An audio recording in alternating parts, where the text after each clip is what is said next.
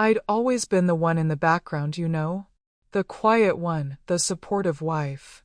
The one who made sure everything ran smoothly, while he, Henry Fairchild, took the spotlight.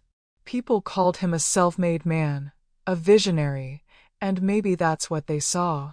But I knew better. I knew what it really took to build an empire. It wasn't just him. It was me too. But of course, no one knew that. Not even Henry. He never asked, never seemed to care. He was too busy building his name, making deals, closing contracts, getting recognition. And I was okay with it at first. I had my own role to play. I raised our children. I managed the house. I kept things running in the background. But as the years passed, I began to see something I hadn't noticed before. I was fading, becoming invisible, even to him. So if you're watching, baby, go ahead and like this video, comment where in the world you're watching from, and make sure to subscribe so you don't miss tomorrow's story. 'Cause this ain't just my story. It's the story of too many women who had to smile through the silence. It was the day after Henry's funeral when the real weight of it hit me. 5 days had passed since he'd been buried, and the house still smelled of roses and pine from the funeral arrangements. Yet, despite the grief that lingered in the air, the house felt emptier than ever. The family had gathered. Not for mourning. Not for any real reflection. No, they were here for the reading. To see what they could claim. To divide up his legacy. I could hear them, even before I reached the top of the stairs. The chatter, the laughter, the clinking of glasses. It felt almost festive, as if this were some kind of celebration instead of a funeral. But it wasn't a celebration for me. Not for the one who had stood beside Henry for over 4 decades. As I descended the stairs, I overheard a comment that made my heart stop for a moment. "Don't expect a dime from Dad's $84 million, Joseph," my son said loudly. I could hear the arrogance in his voice, like it was already a foregone conclusion. I paused, my hand on the polished banister Henry had spent hours shining himself. I'd always loved that banister, the way the wood gleamed under his touch. But now, standing there, I couldn't help but feel how hollow everything felt. I was standing in the house I had helped build, in the family I had helped raise, and yet I was the one being erased. I stood at the foot of the stairs for a moment, watching as my family began to divide up everything they thought was theirs. It was so casual, so careless. My grandson Ben was already marking things with neon green sticky notes, his voice barely above a murmur. "This one's mine," he said, slapping a sticky note on the grandfather clock. Then he moved on to the leather armchair in the corner, the one Henry had always sat in after a long day, and did the same. It was like a game to him, a prize to be claimed. Rachel, his sister, walked around with her phone open, running some kind of scanning app along the walls. "We'll remodel this place once she's gone," she said, her words dripping with casual indifference. "Maybe make it a spa room. Definitely needs better lighting." They didn't even glance at me. Not once. I wasn't there. Not in their eyes, anyway. And then Clarissa, my daughter-in-law, walked in with a tray of champagne flutes, smiling like she had just won some kind of victory. "We're celebrating Dad's legacy," she said, her tone sweet and sugary, as though she were talking about a business deal. "He built an empire, and now we get to carry it forward. But that's the thing, isn't it? They think it was just Henry. They think it was just him. The empire. The legacy. They don't see me. They never have. They don't realize that it wasn't just his hard work that got them here, it was mine too. I stayed in the background. I always did. I never asked for credit, never pushed myself forward. But now, as they laughed and joked about what they would take, I couldn't help but feel something stir inside me. They weren't just taking objects, pieces of furniture, jewelry, they were taking me. My history. My sacrifices. My life. I didn't speak. I didn't argue. I simply turned and walked away, slowly, deliberately, to the mudroom, the one place in the house where I still felt like I belonged. The smell of bleach and old wood greeted me as I entered, and I found a folding chair in the corner. It was the only seat available. The room was cold, a stark contrast to the laughter that still echoed from the next room. I sat down, the chair creaking beneath me. The food, dry chicken and overcooked potatoes, was placed in front of me on a paper plate. I didn't touch it at first. My eyes moved over the room, over the mop bucket in the corner, the broken broom leaning against the wall. Everything was forgotten here. Everything was neglected. I could hear them, still, talking about the estate, the boat, the lake house. They were already dividing things up, taking what they thought was theirs. And they didn't even notice I was gone. I didn't speak. I didn't cry. I just sat there, holding my tea with both hands, trying to steady myself. Then, my fingers brushed the edge of something in my pocket, something I hadn't thought about in years. I pulled out the bank memorandum, the one I had kept hidden away for all this time. It was crisp, notarized, signed proof that I was more than just Henry's wife. I was co-founder of the family trust. I had helped save the company. I had built it with him, just as much as he had. But no one knew that. No one ever asked. They were taking everything from me, but they didn't know the truth. They didn't know that I had built this family, this legacy. And now, it was time for them to learn. The truth was coming. And when it arrived, they would be the ones who were shocked. But for now, I sat quietly in that mudroom, a ghost to my own family, holding on to that document, knowing that everything was about to change. It was an hour before they noticed I had left.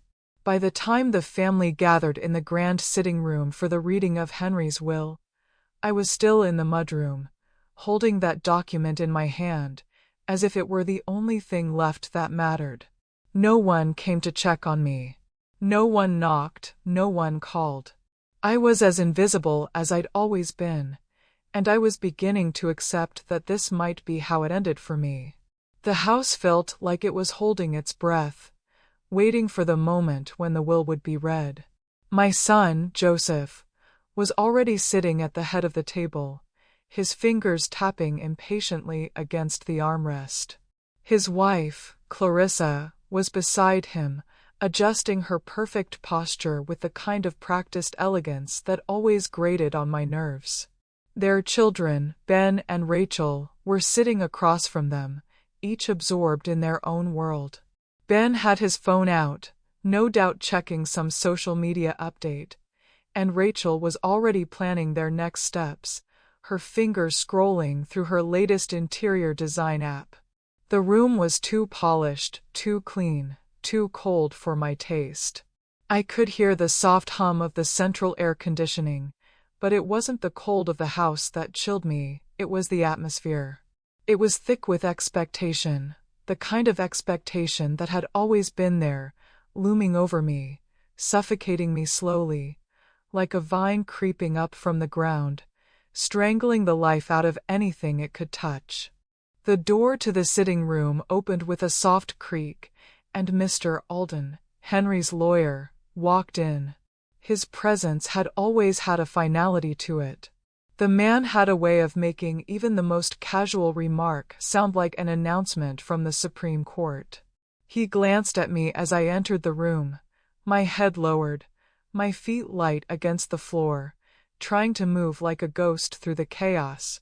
No one turned. No one even acknowledged me. I wasn't part of the picture they were creating. "Thank you all for being here today," Mr. Alden said, his voice deep and steady. We are here to execute the final wishes of Mr. Henry Fairchild as stated in his legally binding revised will. There was a moment of silence, the kind that comes before a storm, the kind that promises something monumental, something that can't be taken back. The family shifted uncomfortably in their seats, but they didn't dare speak. They were waiting for something, but they didn't know what. Alden continued, "As stipulated by Mr. Fairchild, we will first go over the major decisions regarding the estate. There are some significant updates from the previous document, some alterations he made in the final weeks of his life. But before we dive into that, I would like to address a few preliminary matters." I could see the slight tension in the room. What could be so important? Henry had been healthy, at least outwardly, up until the last few months. There was no warning. Alden pulled a small silver voice recorder from his briefcase and placed it gently on the table. He pressed a button, and my husband's voice filled the room. It was slower, more deliberate than I remembered, a tiredness that hadn't been there before. "If my son, Joseph, ever speaks ill of his mother," Henry's voice began, calm and measured, "deduct $1 million per word." Joseph froze. His face turned a shade paler as the room went still. "What the hell does that mean?" Joseph asked, his voice rising, his jaw tightening. "That's not real. You can't do that." The room shifted uncomfortably. Alden held up a printed transcript, one that had been signed, sealed, and verified. The first few lines read like something out of a horror novel, but to me, it was nothing new. I had seen the cracks in the family for years. They just hadn't been loud enough to break through the surface.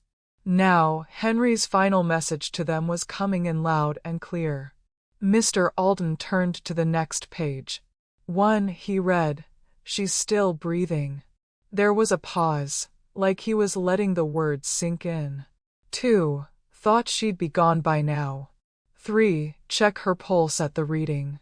I saw Joseph's knuckles tighten around the arm of his chair. His wife Clarissa's expression faltered for the briefest moment, her eyes widening. They were hearing something they weren't prepared for. Alden kept going, unflinching. 4, "She built soup. He built an empire." The laughter that had once come so easily in this room vanished. It was as if someone had pulled the air from the room, leaving only a suffocating tension. "Dad said she was the one who built the soup," someone muttered from the back. My granddaughter, Catherine, laughed nervously, trying to break the tension, but no one joined her. Joseph looked furious, but Alden continued, the weight of the words sinking deeper with each sentence. 5, Alden read. He kept going. "You know how much he owes." I could hear the anger rise in Joseph's voice. "That's not real. None of this is real." Alden cleared his throat. All of these statements were verified by the home security system, specifically the kitchen, 3 days after Mr. Fairchild's passing. Everything was recorded, including the statements made about Eleanor Fairchild. The room was dead quiet now. The sound of Joseph's rapid breathing was the only thing that filled the silence. The lawyer didn't hesitate. He slid the final page across the table. The numbers were written in black and white. Total recorded statements deemed ill of his mother, 587,184 words. Alden continued, his voice calm, as if he were discussing something routine. The final amount owed as a result of these violations? $88 million. The room was still. No one moved. No one spoke. I sat quietly, absorbing every word, every look that passed between them. For the first time, I felt like I was seeing the truth of the family. They weren't here for me. They were here for the money, for the empire they thought they would inherit. And now, as the will continued, They realized they weren't the only ones entitled to it. They hadn't even thought to look at me, the woman who had spent years propping them up, saving them, making sure they all stayed afloat. But I wasn't invisible anymore. Not today. Now, as for the primary beneficiary of the trust, Alden continued, his voice steady, and the copyrights tied to the family legacy, Harold Fairchild has left them to his wife, Eleanor Fairchild. I felt a small smile tug at the corner of my mouth, though I didn't let it fully form. They were stunned, frozen in place as Alden handed me the folder. It was heavier than I had expected. Inside were deeds, contracts, the portfolio transfers, and most notably, a set of intellectual property rights tied to the IPO that had saved the company. The proposal that no one knew had come from me. I didn't need to say a word. They could see it now. They could see the truth. And as the silence stretched between us, I felt the weight of my years of sacrifice settle in, finally validated. I wasn't done. Not yet. The moments after the will reading hung in the air, thick and uncomfortable, as though the room itself were trying to process the truth. The silence was deafening.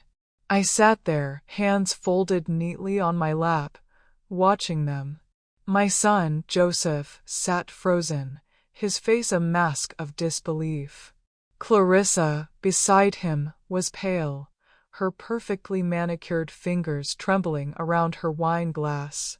The others, too, were frozen in place, unsure whether to speak, move, or simply disappear. The lawyer, Mr. Alden, didn't speak either. He just waited, allowing the weight of my name, finally spoken aloud, to sink in. His professional mask never faltered, but I could see the quiet satisfaction in his eyes. He had known all along. I looked down at the folder in my hands, feeling the cold, familiar weight of it. It was the same weight I had felt all those years ago, when I made the decision to save Henry's company. I thought of the days spent watching him struggle, pacing the house, the silence between us growing every day as the company slipped further into debt. But what no one knew, what no one had ever asked, was how I had been the one to pull him out of the fire. Not once, but twice.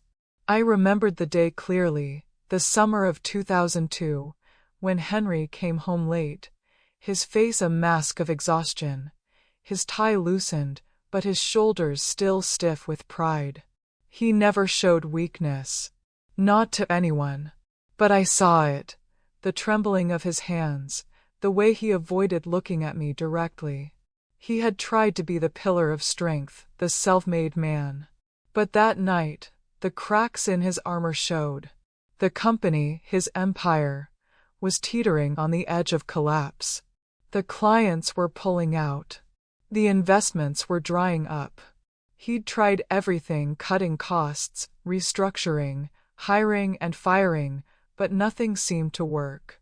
The numbers, he told me, were indisputable. If they didn't land the deal in New York, it would all be over.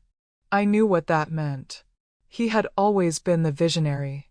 I had always been the one who made things work in the background. I had held the family together through every high and low, and now I knew my time had come. The irony wasn't lost on me. The woman who had stayed behind the scenes, the woman who had built everything quietly and without fanfare, was the one who would save them all. That night, while Henry slept, I went to the back of the drawer in our study and pulled out the velvet box. Inside were my heirlooms, my mother's emerald necklace, the diamond earrings Henry had given me on our wedding day, the gold bangles I'd worn for decades. They were beautiful, irreplaceable. But they were also my only source of collateral. The last pieces of my inheritance, my family's history. I didn't ask for permission. I didn't tell anyone. I sold every piece quietly, over the phone, wiring the funds directly into the company's escrow account. The next morning, I said nothing to Henry. He didn't need to know. He never asked, and I wasn't about to volunteer the information. He'd used the money, closed the deal, and saved the company. And that was all that mattered. But the next morning, I saw the new branding materials. The ones that featured his face on the front page.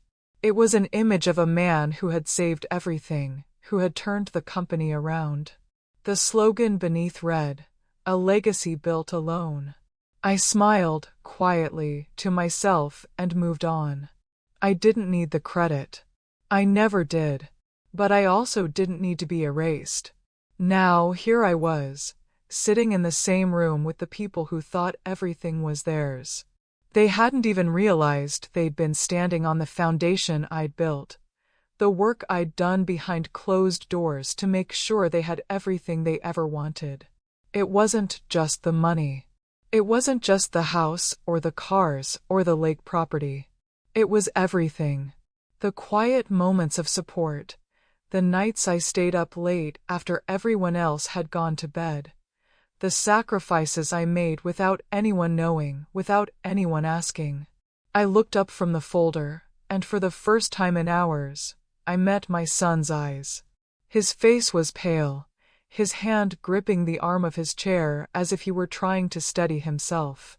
I could see the realization hit him, slowly at first, like a drop of water falling in an empty cavern, echoing through the silence. "You knew, didn't you?" I asked, my voice low but steady. I didn't need to yell. I didn't need to raise my voice. The truth was loud enough on its own. He didn't respond immediately. His jaw clenched, and I could see the struggle in his eyes. He had been so sure of himself, so certain of what he deserved. But now he was seeing everything in a new light.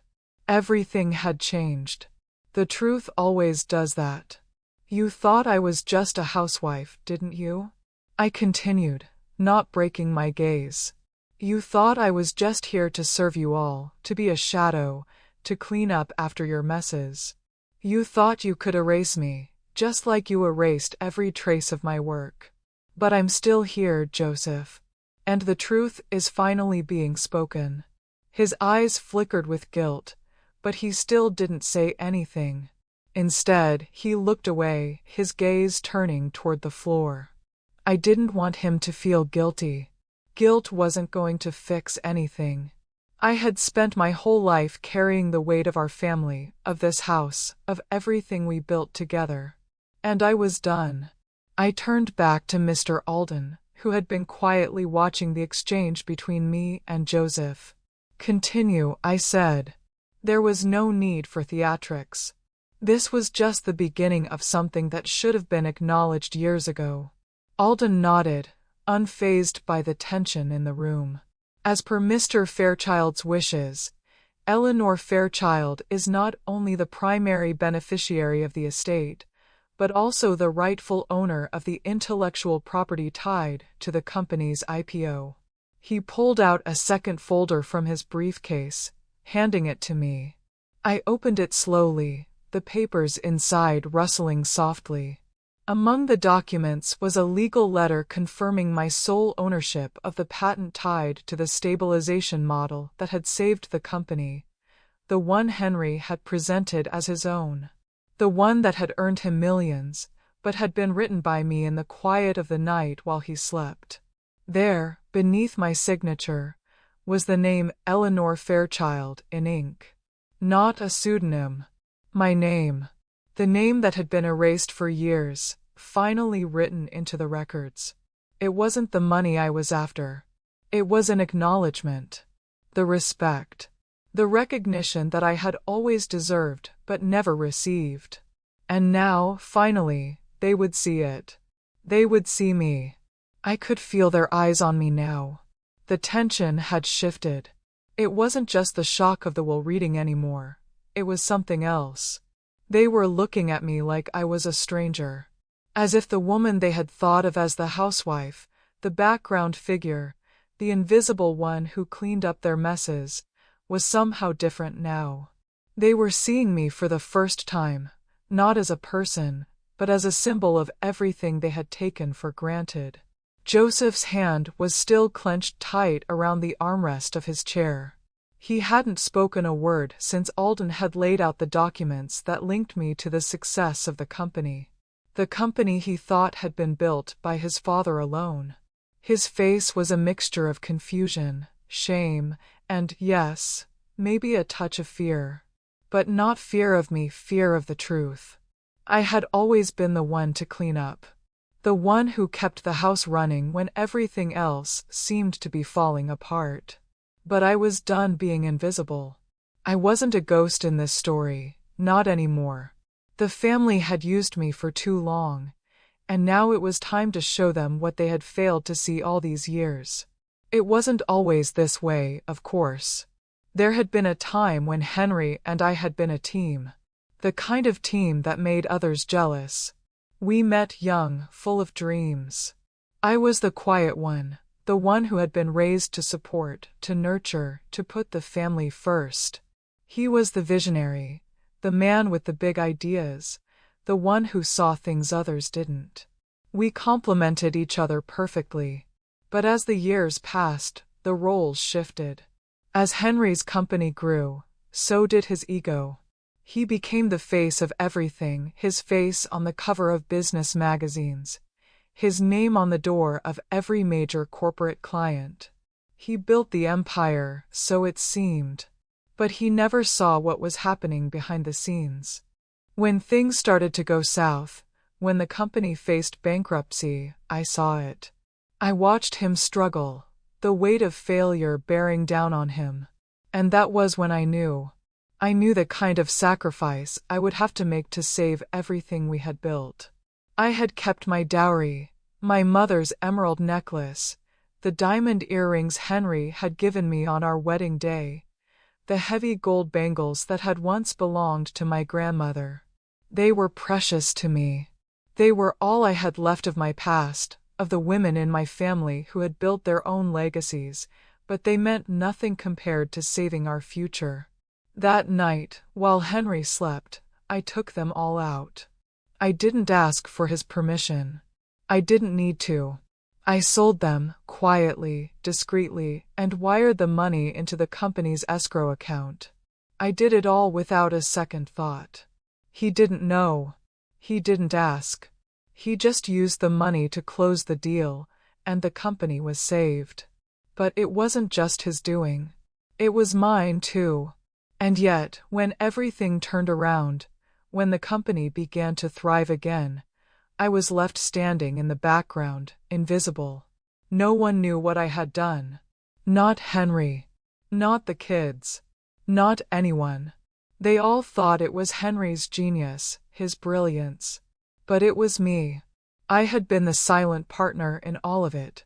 The one who had kept things going, the one who had sacrificed, who had kept the ship afloat while no one else saw. That was when I first started to disappear. I didn't speak up. I didn't demand recognition. I didn't make a fuss. I was content in my role.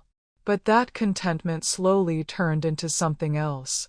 It turned into resignation. And finally, into anger. Because I realized that everything I had built, everything I had done, was being erased. The company, the family, everything was being built on the foundation I had created, but no one was giving me credit for it. I was just a footnote in their story, a woman who made soup and raised children, but never the woman who saved the company, who had made it all possible. And it wasn't just the company. It was the family. They had taken everything from me, piece by piece. And I had let them. I let Joseph take over the family business. I let Clarissa dictate the way things were done. And I let the children grow up thinking that everything had been handed to them. But now I realized I had been invisible for too long. So, I kept the documents. I kept the proof. The bank memorandum that declared me co-founder. The original proposal I had written for the IPO, my handwriting, my thoughts, my work, all sent anonymously under a pseudonym. I had kept everything. And now, as the will was being read, I knew it was time to show them. They needed to understand the truth. They needed to see that I had been the one behind it all. I had built this empire as much as Henry, but they hadn't even bothered to ask. Now, they would hear it. The documents lay in front of me, and for the first time in years, I felt a strange sense of peace. The truth was finally coming out. It was like a dam breaking open, and all the years of silence, of hiding in the shadows, were finally flowing into the light. Joseph was still sitting there, his face a mask of disbelief. Clarissa, beside him, looked as if she might faint.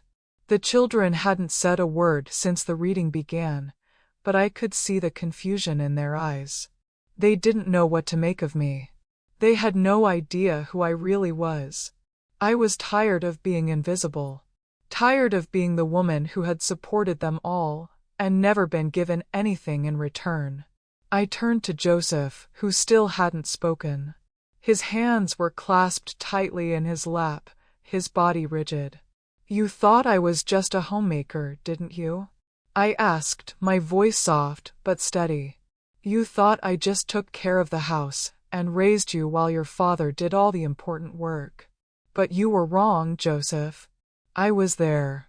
I was the one who kept it all together when it was falling apart.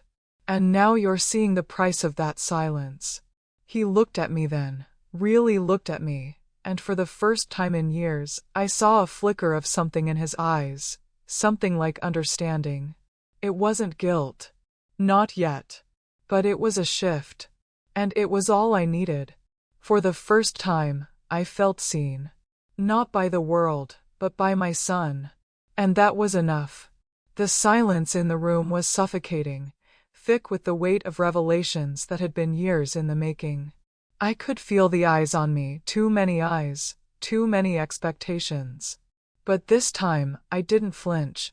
I didn't look away. For once, I was the one in control of the story. Not Joseph. Not Clarissa. Not the family, who had never once asked me for my side of things, never once questioned the quiet sacrifices I had made for their comfort and success. It was clear now that the legacy they had all been fighting over was never truly theirs. It had been built on the backs of many, and I was the one who had carried that weight silently for so long. The family might have thought they were gathering the pieces of Henry's empire, but I knew something they didn't. I knew where the real power lay. The will had already shaken them, but that was just the beginning. It was time for them to learn what they had never known, that Henry's legacy was not just his. It was mine too. I could feel Joseph's anger building, a pressure in the air so thick it nearly vibrated. He had been quiet since the will reading, barely able to comprehend the truth that had been laid out in front of him. The woman he thought he had outgrown, the mother who had faded into the background, had come back to claim her place. Clarissa, sitting beside him, still wore the mask of composure she always did, but even she couldn't hide the flicker of fear in her eyes. They thought they were entitled to everything, but they didn't know how deep this went. They didn't know how much I had truly sacrificed for the very empire they were ready to carve up. Mr. Alden was still standing at the front of the room, his face unreadable, waiting for them to process what had just happened. He didn't need to say a word. He had already said it all. I knew what came next. I knew what the family would find hardest to accept. But they weren't prepared for the final piece of the puzzle. They weren't prepared to hear the rest of Henry's final wishes. I stood slowly, the folder heavy in my hands, and placed it gently on the table in front of me. The lawyer cleared his throat, and I could see the spark of something in his eyes. He had been waiting for this moment, just as I had. He had known for years that I had kept the evidence hidden, that I had waited for the right time to make my move. And now, it is finally happening. Alden opened the folder, glancing over the papers before looking back up at me. He didn't hesitate. Mr. Fairchild's final requests were made with great care, he began. And, as we've already discussed, the legacy of his company, his wealth, his property, all of it, is now legally in the hands of Eleanor Fairchild. Joseph's face had turned an alarming shade of pale. The reality of the situation was finally sinking in. But there was more. There was always more. Alden continued, but there is something else. Something that has not yet been revealed. The room was so still now that I could hear the faintest sound of the clock ticking on the wall behind me.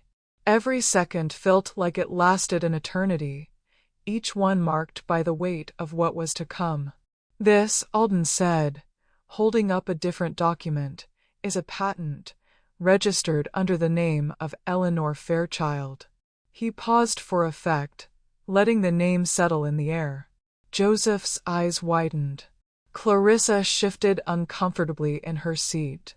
Ben and Rachel, too, were leaning forward, their curiosity piqued. You see, Alden continued, the intellectual property tied to this company, specifically, the stabilization model that saved the company from financial ruin, is not just a product of Mr. Fairchild's genius, as many believed. It was developed by his wife, Eleanor Fairchild, and filed under a pseudonym. I watched as the realization hit them, slowly at first, like the rising tide of an incoming storm. They hadn't known this. They hadn't known how much I had truly contributed. And now, the truth was laid out in front of them, undeniable, irreversible. I could see Joseph's face twisting in disbelief. For so long, he had carried the illusion that his success, his wealth, had been earned solely through his own efforts. But it wasn't just his. It had been built on my sacrifice, my hard work, and my intellectual contributions, things he had never asked about, never bothered to see. Why didn't you tell us? Joseph finally managed to ask, his voice hoarse with frustration. I didn't hesitate. I didn't need to, I said quietly. I knew what I had done. I didn't need the world to know. I didn't need recognition. I did it because it was the right thing to do. And now, I'm telling you, because you need to understand something. Nothing is yours by right. Not the house, not the company, not the legacy. You never asked what I contributed, and you certainly never thanked me for it. Clarissa's eyes narrowed as if she had just realized that she, too, had been living a lie. Is that what this is about? She snapped.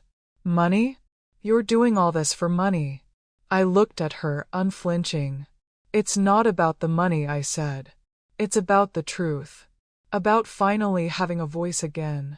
The air felt heavy with the weight of what I had just said. For years, I had been silent, and now the silence was gone. I had reclaimed my voice, my place in the narrative. Alden handed me another document from the folder. This, he said, is the patent agreement, the contract that binds the intellectual property to the company. However, as the rightful holder of the patent, Eleanor Fairchild has the power to decide what happens to it. The royalties alone from this patent amount to a substantial sum. I looked at my family, my son included, who now appeared like a child who had just been handed a lesson in humility. His face was twisted in confusion, in anger, but also something else, regret. Are you telling me, Joseph's voice broke, that my whole life, the company, it wasn't just Dad? No, I said softly, my voice steady. It wasn't just Dad. For a moment, the room was silent. No one spoke, no one moved. They had no words left. The empire they thought they had inherited, the legacy they believed was theirs alone, was now being unraveled before their eyes. Joseph finally stood up, his chair scraping against the floor. He ran a hand through his hair, his mind racing to process everything he had just learned. I don't understand, he muttered. You don't need to, I replied, my voice clear. You just need to accept the truth. I turned away from the table, walking toward the door. There was nothing left to say. The truth had been spoken, and now it was time for them to digest it. As I stepped out of the room, I heard Joseph call my name. But I didn't stop. There was no need. He was the one who had been blind all these years, and now he would see. He would see everything that had been there all along. The legacy wasn't his. It never had been. It was mine. The house was eerily quiet now. The kind of quiet that comes after a storm, when the air still feels thick with the remnants of what was once loud and violent. But there was no relief. Not yet. The silence wasn't one of peace, it was the kind that comes from unresolved truths, from family secrets laid bare, from the realization that everything you thought you knew about your life has suddenly shifted beneath your feet.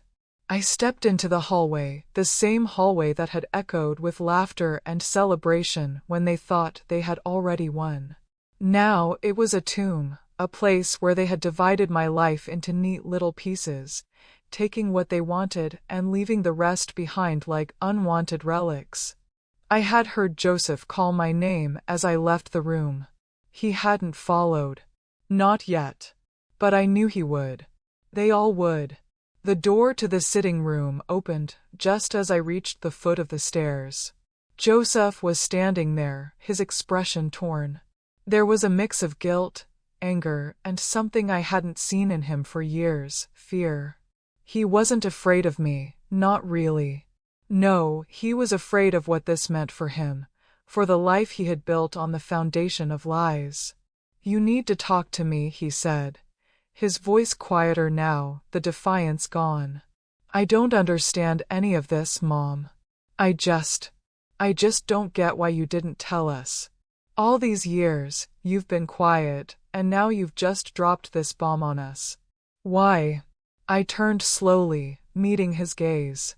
For a moment, I saw a flash of the boy I had raised, the one who used to hold my hand during thunderstorms, the one who would climb into my lap when he was afraid. But that boy was gone, replaced by the man who had learned to take what he wanted, to believe that everything was his for the taking. I didn't tell you because you never asked, I said, my voice steady, the anger I felt finally giving way to something more composed. You never bothered to see what I had done. You just assumed everything was handed to you. You and your father. You thought this was all Henry's doing, that he built everything. But it wasn't just him.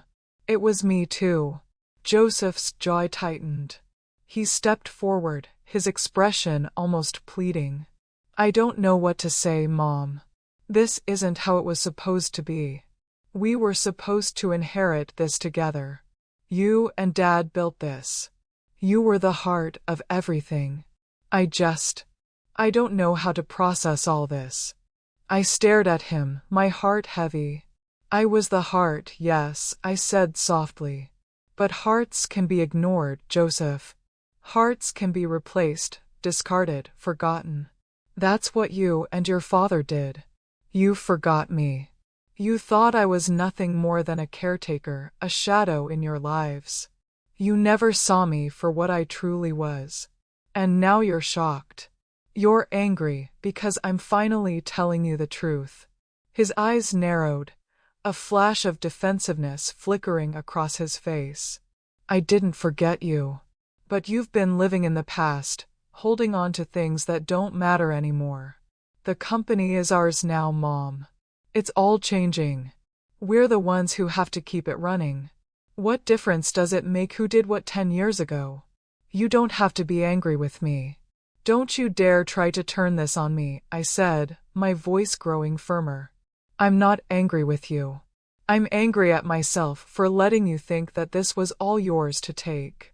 I didn't want the credit, Joseph. I didn't need the recognition. I just wanted to make sure you had everything. But now I see. I see that everything I did was just erased. My contributions. My sacrifices. And you don't even realize it. Joseph stood there, his hands twitching as if he wanted to say something else, but didn't know what. I could see his wheels turning, the realization finally starting to settle in. But he was a man who had built his entire identity on a lie, and it wasn't going to be easy for him to untangle that web. I let him stand there, struggling to come to terms with the truth I had laid out for him.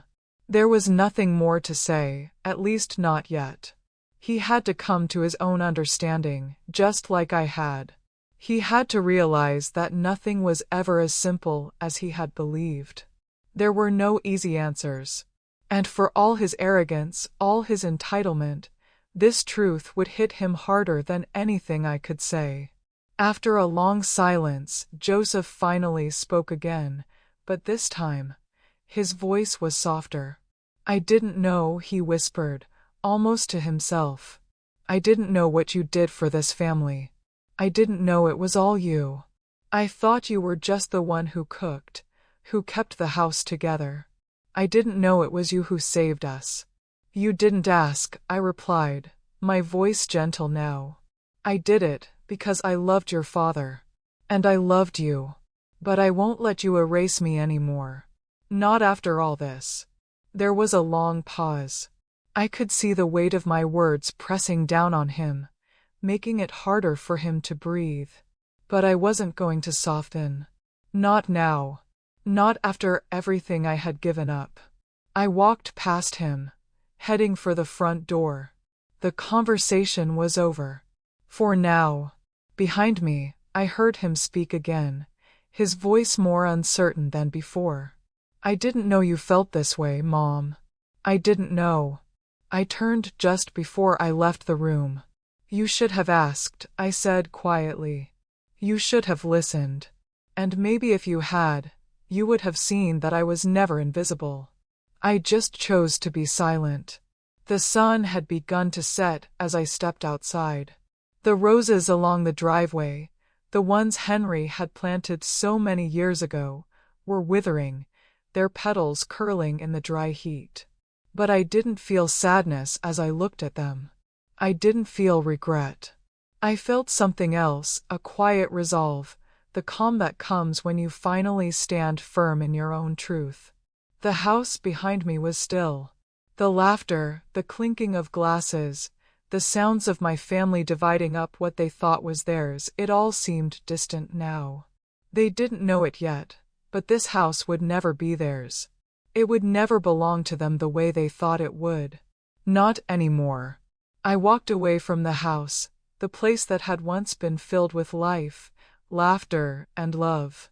It now felt hollow, as if it were nothing more than an echo of what used to be. The roses along the driveway were beginning to die, the petals curling and browning in the summer heat. Once, they had been vibrant, blooming with the same energy that had filled the house when Henry and I were young, when we were building everything together. Now, it felt like the house had been stripped of its soul, and I wasn't sure there was any life left in it. As I made my way down the long driveway, I didn't look back. There was nothing left for me there. No love, no family, no recognition. It was time to move on. Time to reclaim my peace. The driveway led to the small gate at the end, where I paused, glancing back for just a moment. The house loomed in the distance, its windows dark, the familiar shape of it almost haunting now. I had spent so many years there, building memories, nurturing a family, and somehow I had forgotten that I could build something of my own. It wasn't just about the legacy of the house, or the money, or the company. It was about me. It was about reclaiming my life, my voice, my identity. For too long, I had been nothing more than a backdrop to someone else's success. But now I know the truth. I was the one who had built the foundation, and I wasn't going to let anyone forget it. I had already made my decision. The lawyer's office had been waiting for me to come in, and I knew exactly what I was going to say. It was time to finish what I had started, to make sure the legacy that had been hidden for so long would finally be acknowledged. I called the lawyer the next day, telling him I was ready to move forward with everything. He didn't question me. He knew I had been holding on to something, and now I was ready to let it go. The next day, I walked into his office, holding the leather-bound folder that had once been hidden beneath the floorboards of my old house, the one that held all the secrets they had never known. It was time to make my move. Mr. Alden, I began, my voice steady, I'm ready. He didn't ask me what I meant. He didn't need to. We both knew. He motioned for me to sit, and I placed the folder on the desk in front of him. This, I said, pointing to the folder, is everything. The patent rights, the company documents, the investments I made, everything that no one knew about, that no one bothered to ask me about. Mr. Alden opened the folder, looking at the documents inside, the records that would ensure the legacy that had once been claimed by Henry and his family would now be mine to protect. You've made a decision, then? He asked, looking up at me. I nodded. I want to use the royalties from the patent to start a foundation. A foundation for women who have been erased. For the women who've built quietly, who've been forgotten, and who need to know they matter. It's time for them to have their voice. Just like I did. Alden nodded, his eyes thoughtful. That's a powerful cause. It is, I said, my voice gaining strength. I've been erased, but I'm not the only one. And I won't let other women stay in the shadows, not anymore. They deserve better. They deserve recognition. I returned to the small apartment I had rented in Santa Barbara, a place that was light, open, and peaceful. There were no dark hallways, no family dividing my belongings, no laughter, masking the weight of their greed. It was just me. Just the sound of the waves crashing against the shore, the scent of salt water in the air, and the quiet hum of a life finally being lived on my terms. It didn't matter what had happened in the past. It didn't matter how many years I had spent in the background, how many times I had been forgotten, ignored, or erased. What mattered now was the future. What mattered now was my legacy. The royalties from the patent were steady, coming in every quarter. But the money wasn't what I cared about. The foundation I was building, the women I was helping, that was what mattered. That was my new legacy. The money would be used to fund scholarships, grants, and opportunities for women who had been overlooked, underestimated, or discarded. I knew how much it hurt to be silenced, to be erased, and I wasn't going to let anyone else suffer that fate. As the months passed, the foundation grew. It was small at first, just a bank account and a mission. But it was mine. And it was everything I had wanted. One afternoon, as I was sitting on the balcony of my new apartment, watching the sun dip into the ocean, I received a call. It was from Joseph. "Mom," he said, his voice softer than I had ever heard it. "I've been thinking a lot about everything. And I'm sorry. I didn't know. I didn't know what you had done, what you had sacrificed. And I've been wrong about a lot of things. I didn't speak right away. I wasn't sure what to say. I wasn't sure if his apology meant anything at this point. I need you to know that I see it now," he continued. "I see everything. And I'm sorry for how I treated you. For how we all treated you." I closed my eyes for a moment, letting his words wash over me. Maybe it was too late for forgiveness. Maybe it wasn't. I wasn't sure. But what mattered now was that he understood. "Thank you," I said quietly, finally. "I'm glad you saw it. But I've moved on, Joseph. And so should you." I hung up the phone, feeling a sense of calm settle over me. It wasn't about revenge. It wasn't about making them pay. It was about making sure that my story, our story, was finally told. And that was enough. A few weeks later, I sold the house. Not out of spite. not out of anger, but because it no longer felt like mine. The memories of Henry, of the years we spent building our life together, were still there. But the house had become a place of shadows, a place where the truth had been hidden for far too long. It was time for it to be someone else's. I used the money from the sale to expand the foundation, to give it the space and resources it needed to grow. And I knew, as I stood in the doorway one last time, that I had done the right thing. I had finally reclaimed my voice. I had finally reclaimed my legacy.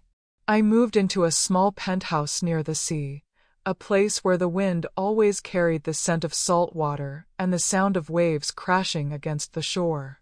The apartment was simple: white curtains, a few personal touches, and a quiet sense of peace that had eluded me for so long. And on the fridge, taped to the surface, was a faded drawing in crayon, drawn by my youngest grandson. It showed a stick figure of me, smiling, with a giant light bulb over my head. In bright purple scribble, it said, "To Grandma, you think better than Google." It was funny, the way children could see things so clearly, so simply. He didn't know what I had been through. He didn't know the sacrifices I had made. But he saw me. And in his eyes, I wasn't just a shadow. I wasn't just a woman who made soup. I was the one who had ideas. I was the one who had always been more than they ever realized. And that, I decided, was enough. Perhaps you're wondering why I've chosen to speak now, when so much time has passed, when the world has moved on without me. Maybe it seems strange, this old woman telling a story, like the pages of my life were meant to remain closed, gathering dust. But, you see, sometimes the heart needs to speak, even when the voice trembles. Sometimes, the truth has to find its way out, no matter how quiet or late it is in arriving. I spent so many years holding everything in, holding the pieces of my family, of my life, like a delicate vase that could shatter at the slightest touch. I poured my love into their lives, my strength into their success. But in the silence, I forgot that my own soul needed tending too. My story, like many, was buried beneath the weight of other people's expectations, their desires, their demands. But I've learned something I want to share with you now. Our stories are never truly buried. Not completely. The roots of our truth run deep, like a seed planted in the soil, even when we think it's been forgotten. It just waits for the right moment, the right season, to bloom. And this is my season. They say that silence is golden. But there is a silence that is not golden. It is a silence that fades us into shadows, a silence that erases us. And that is a silence I will not wear anymore. I've found my voice, and now, with every breath, I speak it. I speak not only for me, but for every woman, every person who has felt overlooked, unheard, invisible. You are not forgotten. You are not invisible. Life, like a river, carves its own path through time. Sometimes, it's a gentle stream, soft and steady, guiding us along. And other times, it's a storm, loud and fierce, shaping the rocks beneath. But what matters is how we flow with it. What matters is that we never stop moving, never stop finding our way, even when the waters feel too rough to bear. If you are still here, listening, breathing, then you have survived your storms. And there is power in survival. There is wisdom in the scars we carry, in the lessons we learn, and in the quiet strength we find when we think there is none left. Our legacies are not defined by what others see in us. They are defined by what we choose to leave behind. So, I say this to you. Keep speaking your truth, even when the world is silent. Keep living, even when it feels like your story is meant for no one but yourself. Because in the end, it's not the things we leave behind that matter most. It's the courage we find in our hearts to finally speak, to finally be heard. If you've found something in my story, something that resonates, something that stirs a memory or awakens a dream, then share it. Like it. Comment on it. Subscribe if you feel that pull to carry on, to keep walking this path of honesty and understanding with me. We are all part of a much larger story than we realize. Our voices may tremble, but they are still ours. They are still strong. And the world will listen. In time, the world will listen. I was once called Eleanor. I was once defined by the roles I played: mother, wife, daughter. But now I am simply a woman who remembered herself. A woman who refused to fade into the background. And so, with that, I close the door on this chapter. Not because it's over, but because it's time to walk into a new room, one filled with light, with space to breathe and be seen. For every ending is but the beginning of something new. Thank you for listening to my truth. Thank you for listening to me. Goodbye for now. And remember, our stories are never finished. They are always waiting to be told, always waiting to bloom again.